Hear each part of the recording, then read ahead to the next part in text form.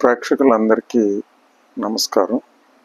ఈ వీడియో రాజకీయ నాయకుల్ని అభిమానించే కార్యకర్తలకి కోసం చేస్తున్నాను. అసలు ప్రజాప్రభుత్వం అంటే ఏమిటో తెలుసా? అది మనం ఎందుకు నిర్మించుకున్నామో ఐడియా ఉందా? పలానా రాజ్యాంగం లేకపోతే మన కులపోడు నిలబడ్డాడు, మన వర్గం కావాల్సినోడు, ఇది కాదు అసలు. ప్రభుత్వం మనం ఏర్పరచుకున్నది ప్రజాప్రభుత్వం అంటే. ఇప్పుడు నేను ఒక ఇల్లు కట్టుకున్నాను,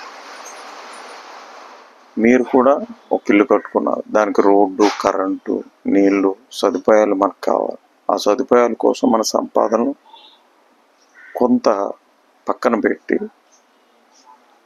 దానికి ఆ కాపలాదారుడి కింద మనలోని వ్యక్తిని ఓట్ల ద్వారా ఎన్నుకుని ఆ వ్యక్తిని అక్కడ పంపించి అతను కొంత జీతం తీసుకుంటూ, అలాగే అందులో కొంత అధికారులు నియమించుకుని వాళ్ళకు కూడా జీతాలు ఇస్తూ, మిగిలిన డబ్బుతో నాకు రోడ్డు, కరెంటు ఇవన్నీ నాకు అమర్చడానికి ప్రభుత్వాలు ఏర్పాటు చేసుకున్నాం మనం. అలాంటి ప్రజాసేవ చేసేదానికి రౌడీలు, గోండాలు, మూర్ఖులకి ఓట్లేసి పంపిస్తారా? వైసీపీ కార్యకర్తలు కొన్ని పోస్టులు చూస్తుంటే నవ్వాలేడలో కూడా అర్థం కావట్లేదు. వాళ్ళు ప్రజా వ్యతిరేక పనులు చేశారా కనుక ఓడించారు కదా. అది అర్థం చేసుకోకుండా బాస్ ఈజ్ బ్యాక్, పులి శ్వాస తీసుకుంటే ఓడిపోయిన తర్వాత శ్వాస తీసుకున్నది చాలా భయంకరంగా ఉంటుంది తిరిగి. ఇలాంటి పోస్టులు అన్నీ పెట్టి ఉన్న ఇమేజ్ని కూడా దిగజార్చుకోవటమే కదా.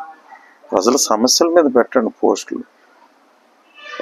ఫేస్బుక్ ఉంది కదా అని చెప్పి ఇష్టం వచ్చినట్టు పోస్టులు పెట్టి పులి సింహం వెనకాల తిరిగి వస్తుంది, ఏం కాదు కదా.